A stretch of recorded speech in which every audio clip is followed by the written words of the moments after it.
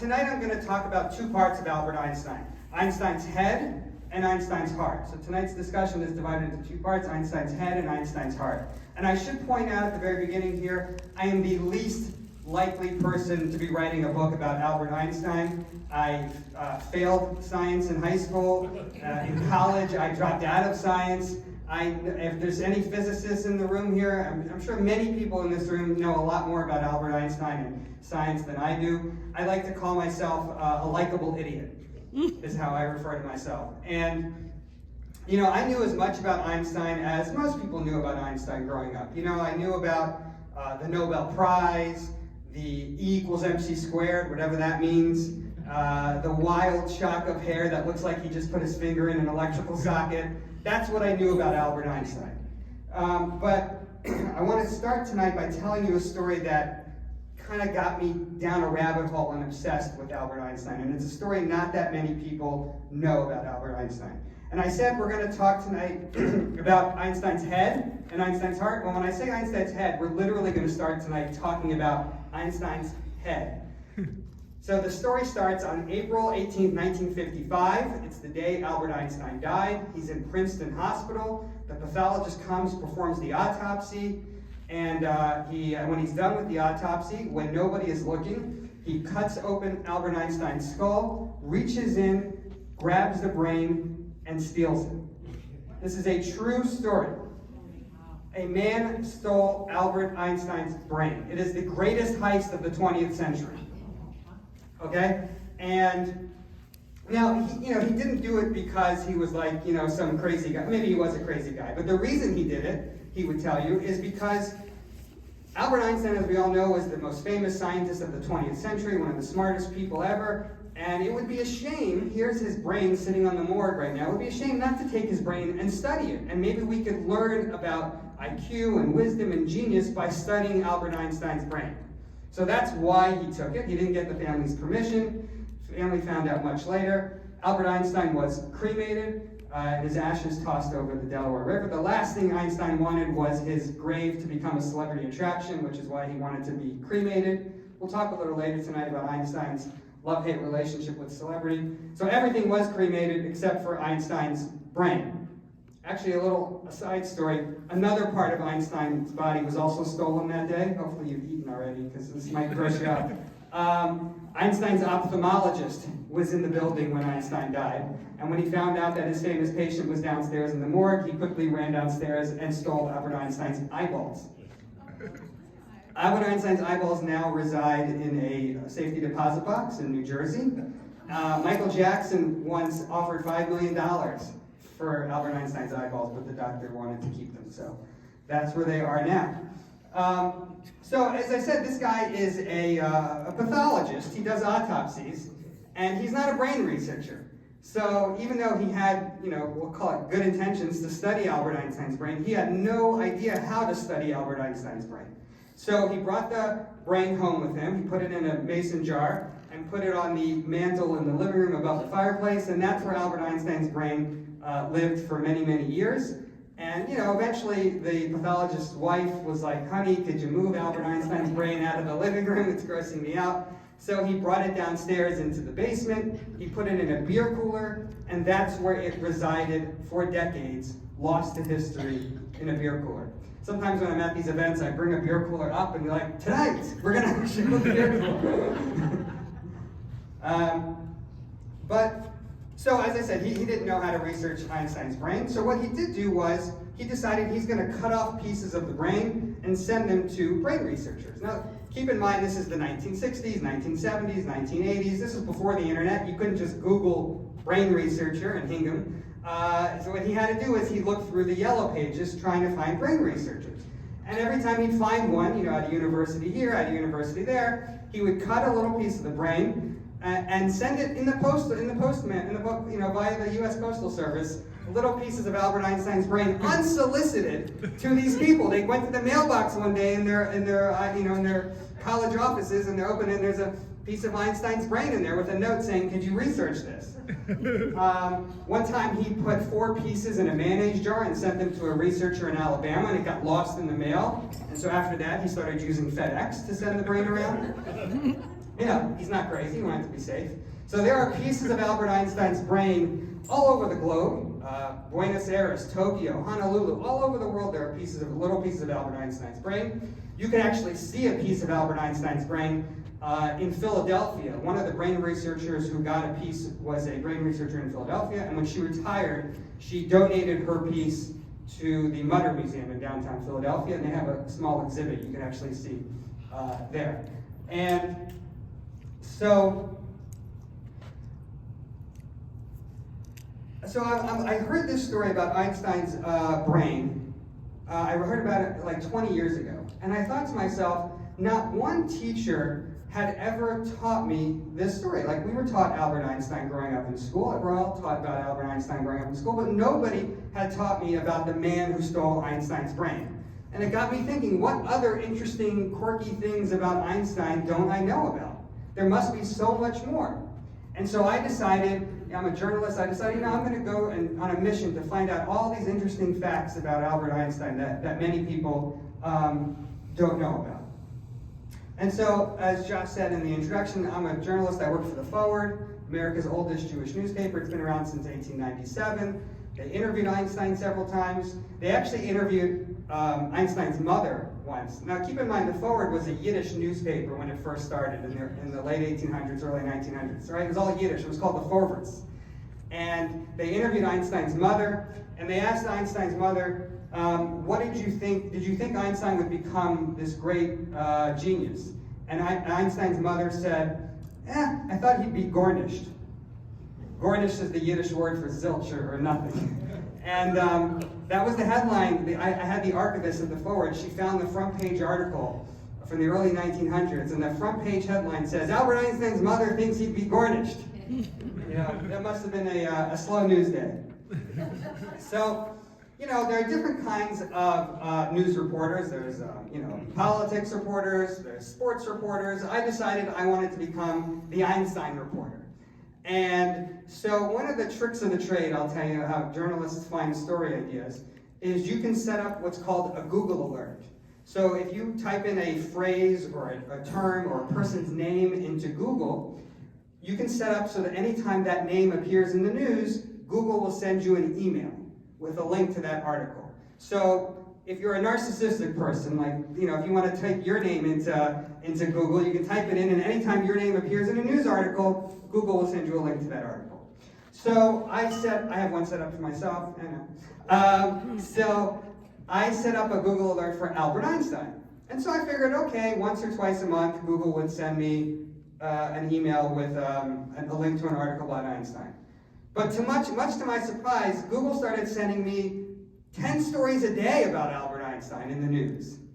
And so a lot of it was science related, because there's a lot of modern day scientists who are doing research that's further evolving Einstein's research. So they're still working with Einstein's equations and Einstein's theories to this day. As a matter of fact, since the year 2000, so in the last 24 years, 5 of the Nobel Prizes in physics have been awarded to scientists who are working on Einstein's theories.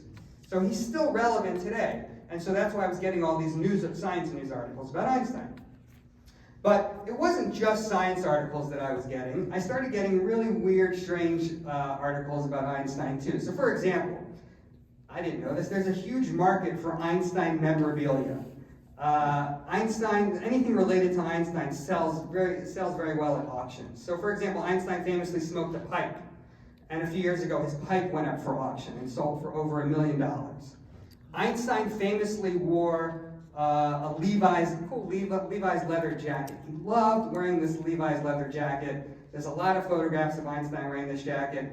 And it's kind of funny. He's like this schlub German Jewish scientist wearing this cool James Dean, leather jacket. And so his jacket went up for auction shortly after his death. And Levi's actually bought it, so they could put it in the Levi's museum. So that's where it is now. And Levi said when they opened up the box with the jacket inside, it still smelled from all of the tobacco smoke that Einstein used to smoke. The most expensive Einstein auction happened in 2021. They found a 54-page manuscript. Einstein was scribbling on it, trying to come up with a theory of relativity. So it's Einstein's notes, Einstein's doodles, 54 pages of this stuff. And so it went up for auction in Paris. Sotheby's put it up for auction in 2021. Anyone want to guess what it went for? 10 million. 20 million. 50. 50? Well, you're really... $11.4 million. It was the largest Einstein... And again, this is 2021. This is not, it's still... People are still obsessed with Einstein today. There's a guy, one of the guys... So I write about this guy in my book. I met a lot of people who are obsessed with Einstein. And one guy I met, he lives in Connecticut. He has the world's largest collection. He has the Guinness World Record for the world's largest collection of celebrity hair. So he has Neil Armstrong's hair. Astronaut Neil Armstrong. This guy went to Neil Armstrong's barber and bought some hair off of the barber on the floor. And Neil Armstrong found out and sued this guy because he didn't want people taking his hair. But this guy claims to have hair from a lot of famous people. He says he has bloodied hair from the night Abe Lincoln was shot. And then so I went to visit him in Connecticut, and he holds up this Ziploc bag, and it's some white hair inside, and he goes, "This is Albert Einstein's hair." And so I'm, seeing all of these strange stories, and I'm starting to write all of these articles about all these strange Einstein connections. And then one day I get a call from the Albert Einstein estate, calls me up. And I'm a little worried now, maybe they're gonna ask me, can you please stop writing about the guy who stole his brain, So the Albert Einstein estate is run by a bunch of scientists and academics. They have all of Einstein's papers there. And so a lot of scientists today and historians today who are doing research on Einstein go there and look through these papers. And so they're very busy doing real academic stuff. They don't have time for this fun stuff that I'm doing. So it turns out when Facebook launched, when Twitter launched, when Instagram launched, they saved pages of dead celebrities, and they gave those pages to the estates of those dead celebrities. So there's an official Albert Einstein Facebook page. There's an official Albert Einstein Twitter page. There's an official Albert Einstein Instagram page, which I pulled up here. There's a picture of Josh and Deb there right now, dressed up as Einstein. So the Einstein estate was the one that controlled these social media pages, but they had no time or no expertise, no interest in running these pages. So they called me up and said, "You seem to know a lot of weird things about Albert Einstein. Do you want to run his social media pages?" So I was like, "Sure, I'd love to. That'd be a cool side job." So I've been doing that since 2017. Now I should say, Albert Einstein has a lot of fans on social media. Albert Einstein has 20 million fans. Albert Einstein has more Facebook followers than Tom Hanks, right? So, John Wayne is on Twitter, but he doesn't post that much. Marilyn Monroe occasionally offers some fashion advice. Albert Einstein is hands down the most active dead celebrity on social media, okay? And so, little do people know, some short Jewish guy who lives in West Virginia is pretending to be the world's most famous scientist. And I get people who email me all the time. I get kids in India are emailing me for help with their science homework. And the last person who should be helping them with their science homework. But because, as you can see, I'm a little Einstein obsessed, I post a lot to Einstein's social media. I post over 10 times a day to Einstein's social media.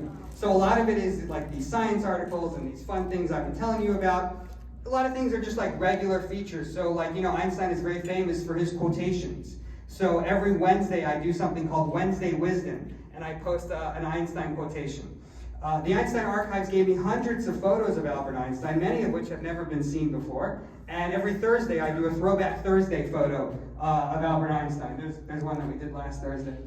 And then a lot of these 20 million fans send me artwork that they made of Albert Einstein, paintings, drawings, whatever. And so every Friday I do something called Fan Art Friday, and I share a picture about, this was a Fan Art Friday that we did. So I post a lot of things to Albert Einstein's social media.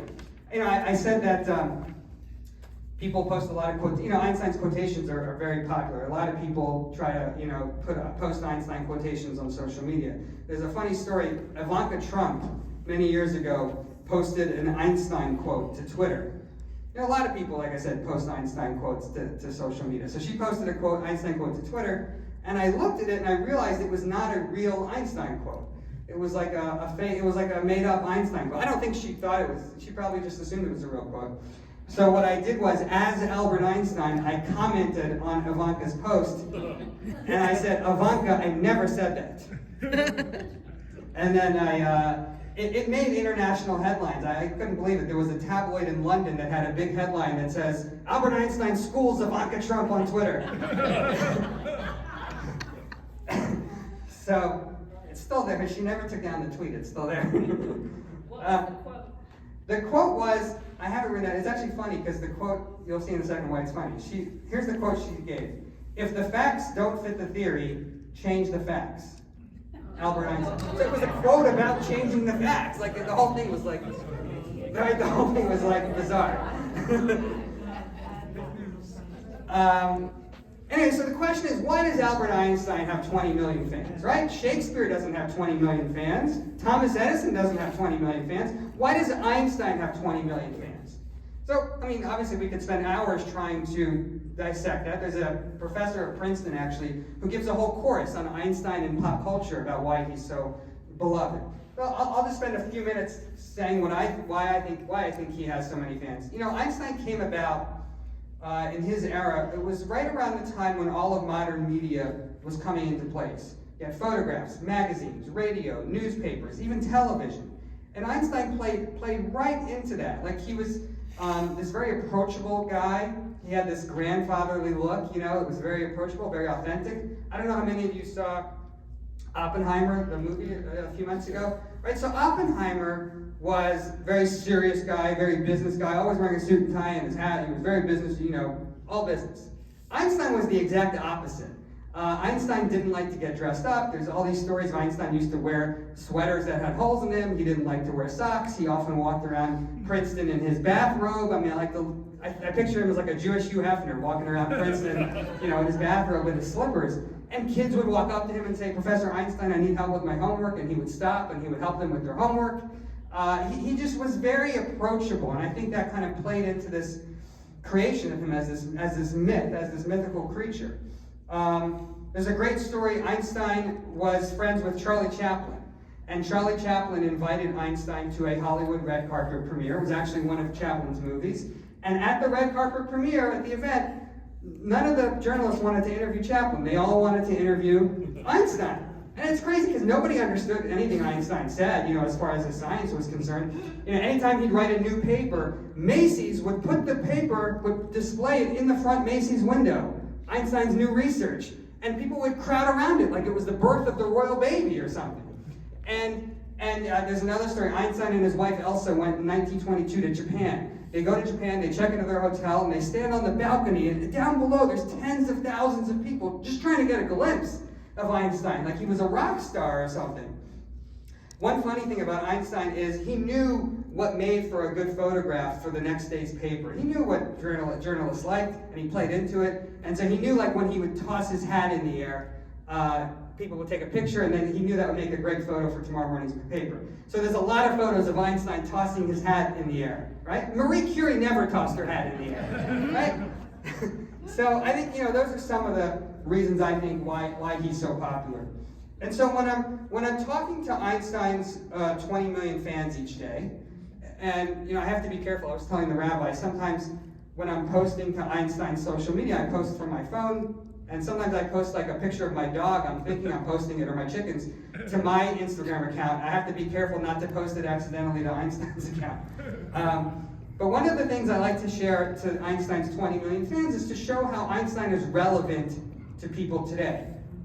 Right? There's a lot of ways that Einstein is relevant to us today that we don't realize. So one example I like to give is there's a lot of technology that we use today that comes courtesy of Albert Einstein. So when I say Alexander Graham Bell, you all say the telephone. So he's an inventor, there's his invention. But if I say Albert Einstein, it's a little harder to come up with what did he invent that I use today?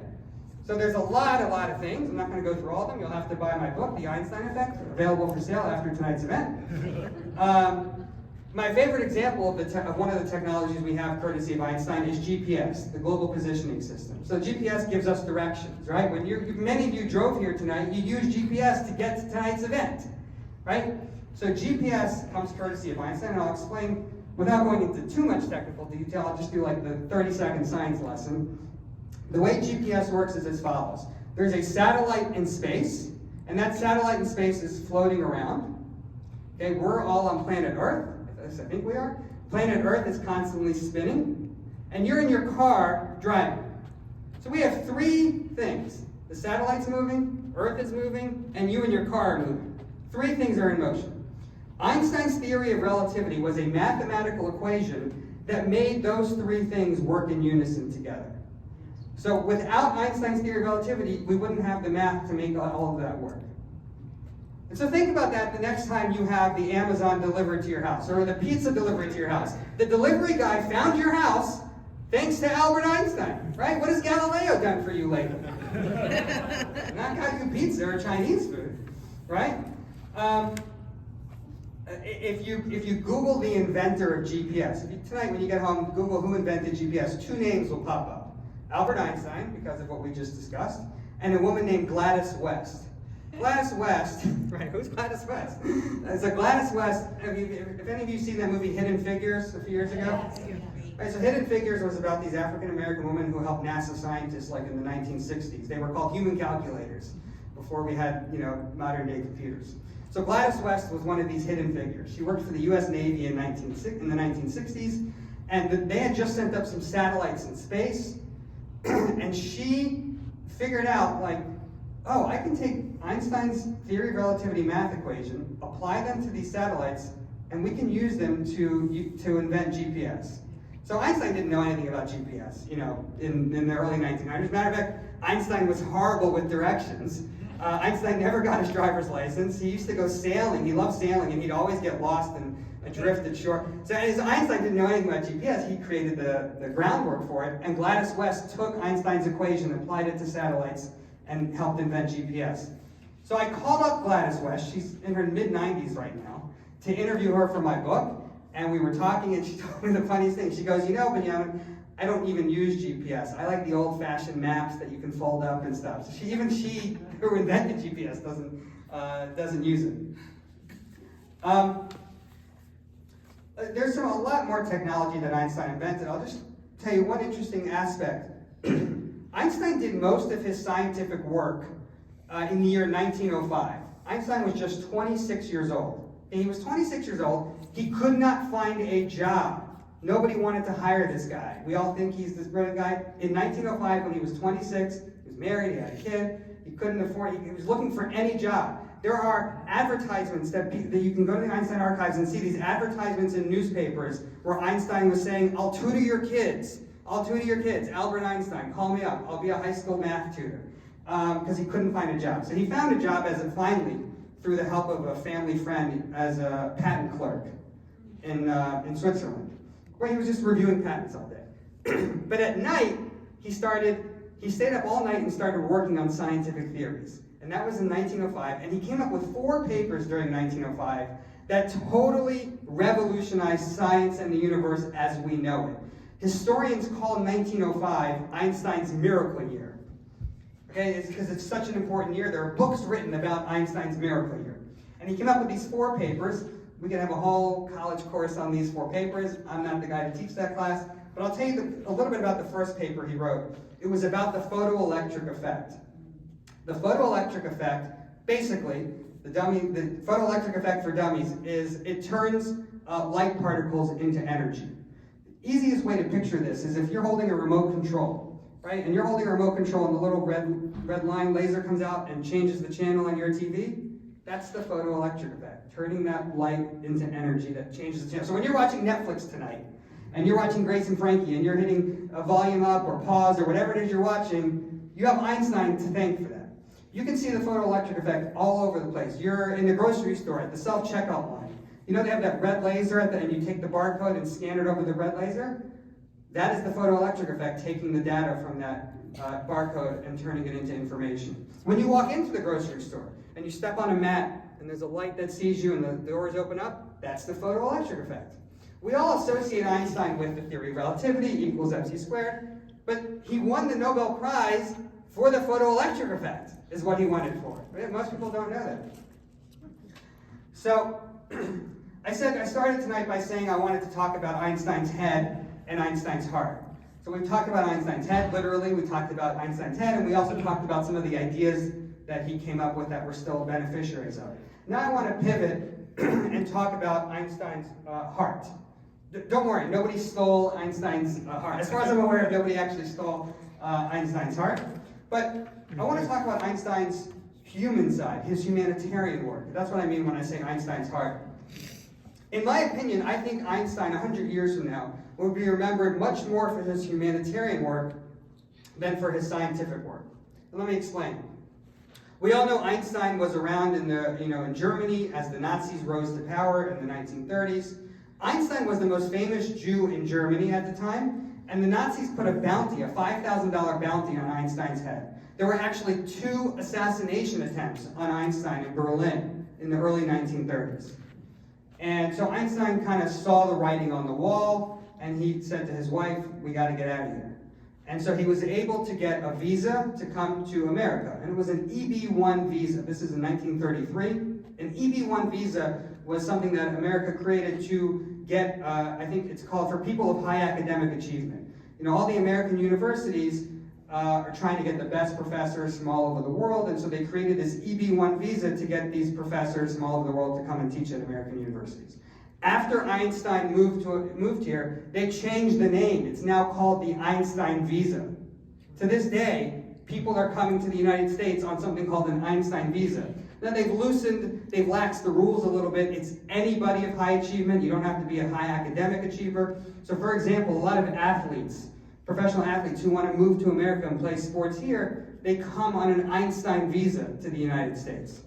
Other people use it. Melania Trump came to America on an Einstein visa. Yeah, Slovenian supermodel. And her parents also came here on an Einstein visa.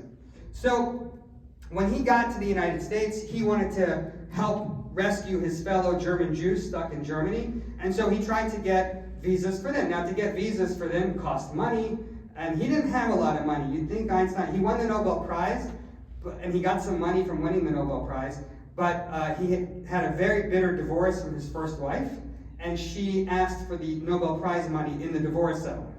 So when he got to the United States, he was famous, and he used his power in his, his influence as much as he could. But anyway, he was only able to get a few Jews over, by visas, and by the late 1930s, the United States was closing its borders and limiting who could come to America. And so there are Jews today in Alaska and Mexico who got there because of Einstein's help. So the biggest thing Einstein did during that time, he launched something called the International Rescue Committee.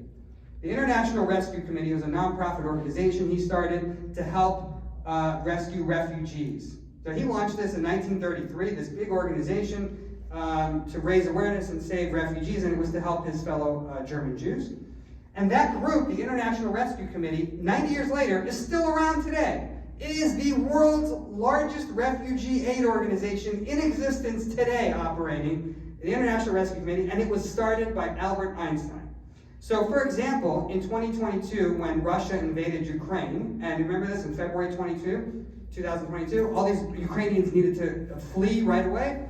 Einstein's group helped thousands of Ukrainians escape. I interviewed a Jewish woman, Ukrainian woman, I interviewed her for my book.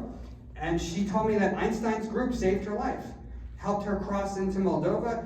And I interviewed her, and she said she referred to Einstein as an instrument of God, is what she called Einstein. Because here she is, Einstein's been dead for nearly 70 years, and he's still helping people today.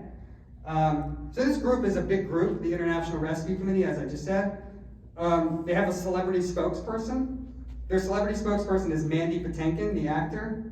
Right, so we all know Mandy from Princess Bride, Homeland, Chicago Hope. He's also a great Yiddish singer. I don't know, he goes around on tour singing Yiddish concerts, and he's an activist. And his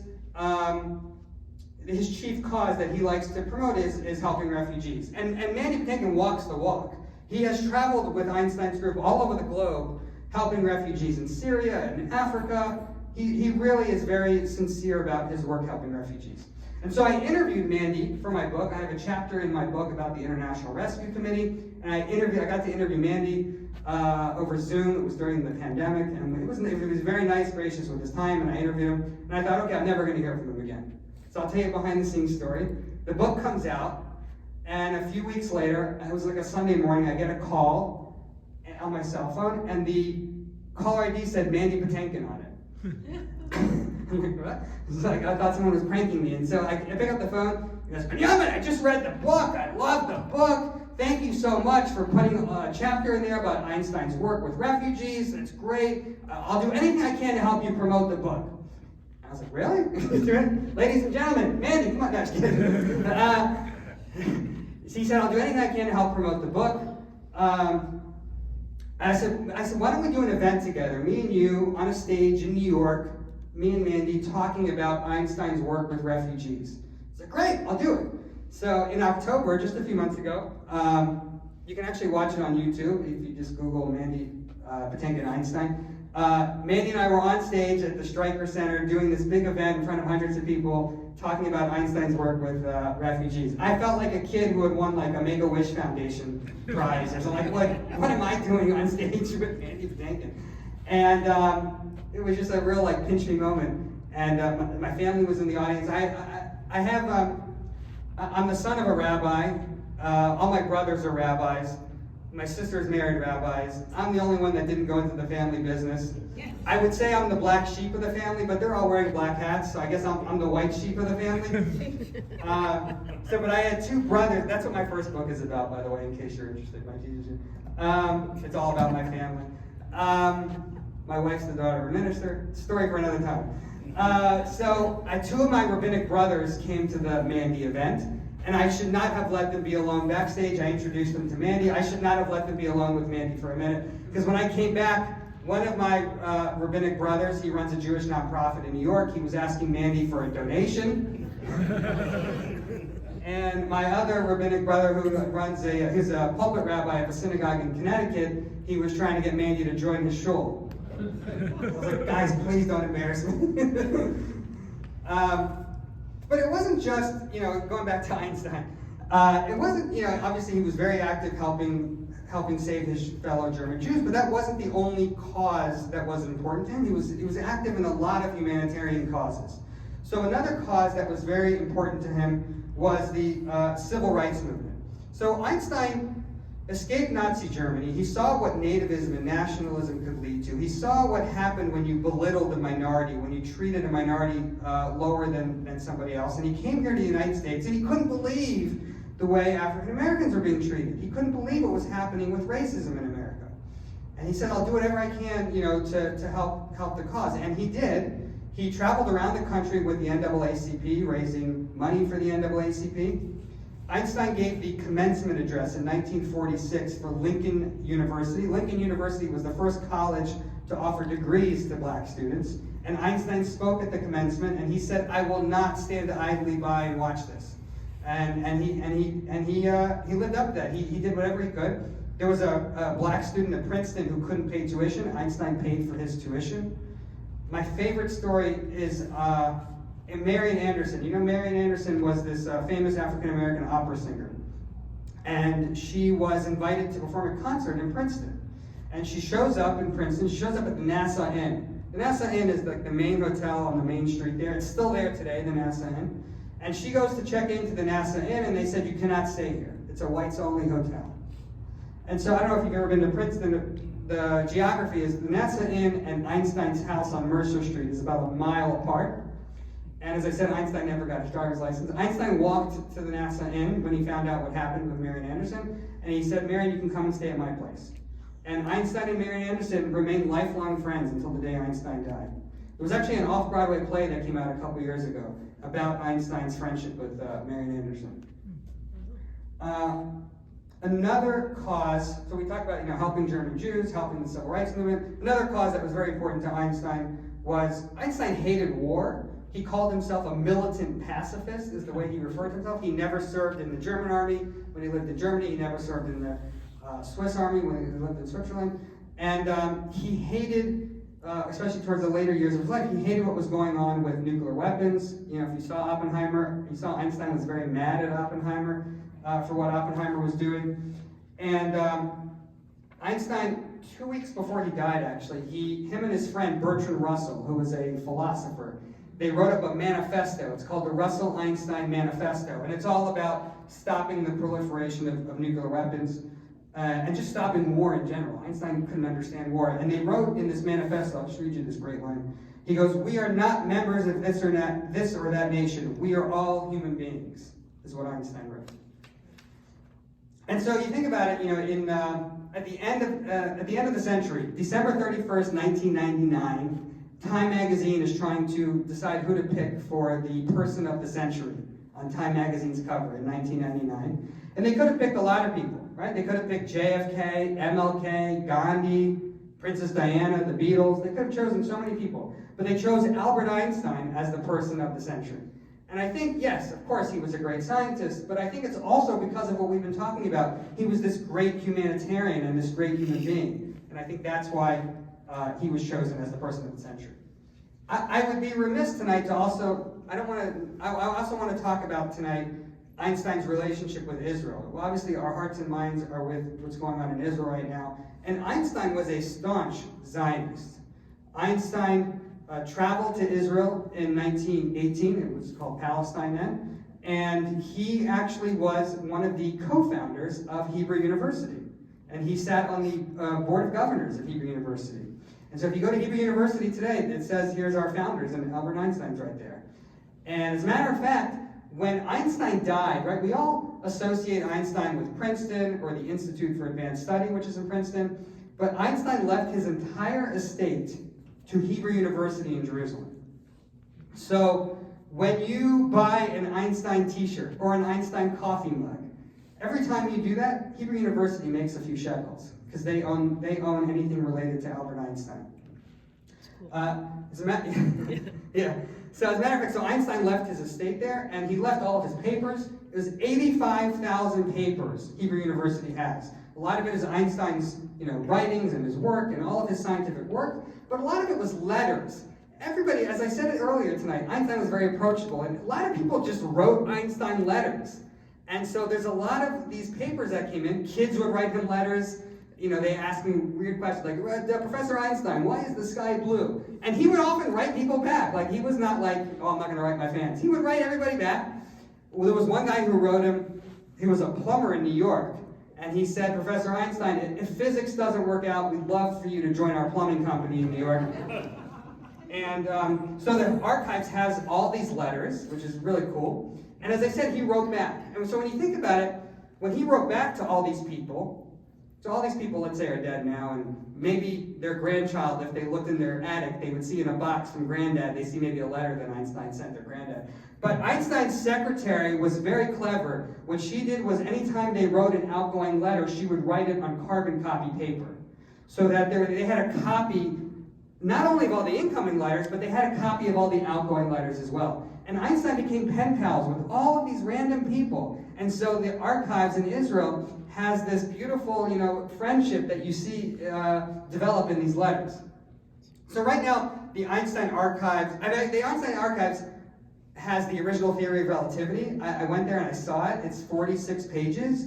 On page 45, there's a grease stain. Maybe Einstein was eating a Hamantaschen. I don't know. They have his Nobel Prize is there. And so right now, the archives is really, really small. It's like maybe less, maybe a quarter of this room. It's really, really small. It's just a few offices on the Jerusalem campus of Hebrew University. And it's not open to the public. If you want, you can make a private, appointment, and they'll show you around a little bit. It's just filing cabinets. It's really low-fi. It's nothing fancy. But I can report to you, they just got a rather large donation, and they are going to, on the Hebrew University campus in Jerusalem, build the world's largest Einstein museum. And they just broke ground this past summer in August. They broke ground, and it should open in a year or two, and it'll be open to the public, and so you can see the plumber's letter, and you can see the Nobel Prize, and you'll be able to see all of this stuff at the archives in Israel. One funny story about Einstein. So Einstein's first trip to America was in 1922. He was living in Germany at the time, and his friend Chaim Weizmann, who was a friend of his, a scientist. As we all know, Chaim Weizmann became the first president of Israel. So Albert Einstein and him were friends. In 1922, Chaim Weizmann says, Albert, I'm traveling to the United States to raise money for this new Jewish state. You just won the Nobel Prize. Will you come with me? You're famous. and will go and give talks all around America about Israel. And so Einstein said, sure, I'll do that. So that was his first trip to the United States, was to raise awareness about Israel. Funny postscript to that story is 1952. In 1952, Chaim Weizmann, the president of Israel, died. And they needed to find a new president of Israel. Now keep in mind, president of Israel is like, king of England. It's not a real position of any power, it's a ceremonial position. In Israel, the prime minister has the power, and so the prime minister at the time was David Ben-Gurion. And David Ben-Gurion, his advisors asked him, who should we choose to be the new president of Israel? And David Ben-Gurion said, let's ask the most famous Jew. Let's ask Einstein to be the president of Israel. And so David Ben-Gurion sent the Israel ambassador to the US, to Einstein's house in Princeton, knocks on the door and says, Professor Einstein, we'd like you to be the new president of Israel. And Einstein says, come back tomorrow, let me think about it. So the next day, the guy knocks on his door again, and Einstein says, look, you don't want me to be the president of Israel. I'm not a hoity-toity fancy guy. I don't like going to black tie affairs. I don't like getting dressed up. There's a great story. Einstein was once having friends over for dinner, and his wife said to him, Albert, get dressed. Your people are coming for dinner. And Einstein said, if my friends want to come and see me, they'll see me. If they want to see my clothes, I'll show them where the closet is. And so Einstein said, listen, you don't want me to be the president. I'm not a glad-handing, politician kind of a guy. But I'll do whatever I can from here, from the United States, to help the cause. And he did. And he spoke about Israel all over America.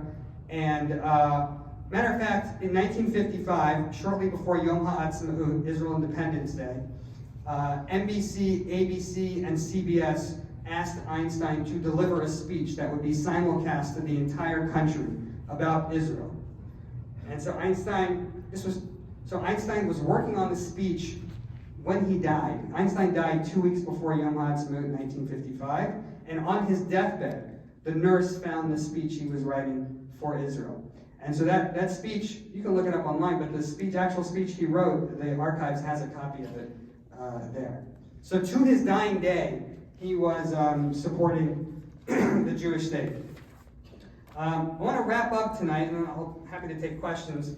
In case you're all wondering what happened to the brain, the story that we started with tonight. Whatever happened to Albert Einstein's brain? So as I said, this pathologist was sending pieces all over the world. He still had the bulk of the brain. He probably still had like 75% of it because he was just sending little pieces around. And now it was chopped up in all sorts of parts. It was like in 5 mason jars. And he owned it, or he had it. I don't say he owned it. 1995, this pathologist is in his 80s, and a group of rabbis said, can we have the brain back? We'd like to bury it in Israel. And he said, no, I'm still doing research on it. So he didn't give it back to the rabbis. See, rabbis don't have any sway. 1997, again, he was in his 80s still. In 1997, he started feeling guilty that he had stolen Albert Einstein's brain. And he's like, I don't know, maybe I should return the brain to Einstein's grandchildren. So he decided he would return the brain to Evelyn Einstein, which was Einstein's granddaughter. And she lived in California. This is 1997. And this doctor lived in Princeton, in New Jersey, and Evelyn lived in California. So in what I can only imagine is the world's most bizarre cross-country road trip. He rented a Buick Skylark, put Albert Einstein's brain in a Tupperware container, put it in the trunk, and drove cross-country from New Jersey to California. He gets to California, meets Evelyn Einstein at a restaurant for lunch. Everything seems to be going fine. And in the middle of the meal, she gets up to use the restroom, and he has second thoughts. I don't want to return the brain. And so while she is in the bathroom, he runs back in the car and drives back with Albert Einstein's brain back to New Jersey. So Evelyn did not get it. Okay, flash forward to 2007. We're getting pretty recent now. 2007, the guy is in his 90s. And he's like, okay, I really got to figure out what to do with Einstein's brain now. So what he did was he took, I said there were 5 mason jars of Einstein's cut up brain, puts it in a cardboard box, and he drives to another doctor who lives in Princeton who's in his 60s, so a younger guy than he is. He was in his 90s. He went to this young doctor who's in his 60s, and he puts the box filled with Einstein's brain on the floor of this guy's office and says, it's your problem now. And so now, this 60-year-old doctor in Princeton is the current caretaker of Albert Einstein's brain. But he wants to remain anonymous. He doesn't want crazy people knocking on his door looking for the brain, so nobody knows who he is. So I figure I'm writing this book, and I have a chapter in the book, again, available for purchase after tonight's event. I have a chapter in my book about the brain, and I was like, how cool would it be if I could be the guy to track down and find the brain after decades? And I'm like, okay, I'm a journalist, I have some investigative skills, maybe I could find this guy. It'll take me 2 years to write this book, and I actually did find out who the guy is. And so I emailed him incessantly.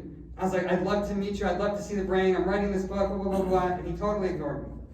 And then like a week before the publisher needed my book, I get an email from this guy, and he goes, fine, I'll show you the brain, come on Friday. It was Thursday, I live in a 6-hour drive away. So I hopped in my car, I drove to Princeton, I checked into the NASA Inn, the same hotel that wouldn't let Marian Anderson stay there, and I meet this guy in a parking lot, pops open the trunk, and in his trunk is the cardboard box with the 5 mason jars filled with Albert Einstein's brain. This was the first thing that I had learned 20 years ago that got me interested in Albert Einstein, was the story of his brain. And here I was 20 years later standing face to face, and I held the jar in my hand, holding the last physical vestige of Albert Einstein. And along this journey, I've met many people whose grandfather knew Einstein. You know, there were 2 degrees of separation. I know someone who knew someone who met Einstein. And here I was, 0 degrees of separation, holding Einstein's brain. And I was thinking to myself, what if I had 5 minutes with Albert Einstein? Like if I met him in the afterlife, well, what would I want to talk to Albert Einstein about? And there's lots of things, but one thing that came to my mind was, we talked tonight about Einstein quotations and how Einstein, one of the things I would want to talk to Einstein about is my favorite Einstein quotation. And my favorite Einstein quotation is 2 sentences. And those 2 sentences are as follows. I have no special talent. I am only passionately curious. I'll say that again. I have no special talent. I am only passionately curious. Let's take a look at that first sentence. I have no special talent. Think about it. Of all people, Albert Einstein has the right to say, I have special talent. Albert Einstein, the world's smartest man. And even he is saying, I'm garnished. I have no special talent. Right?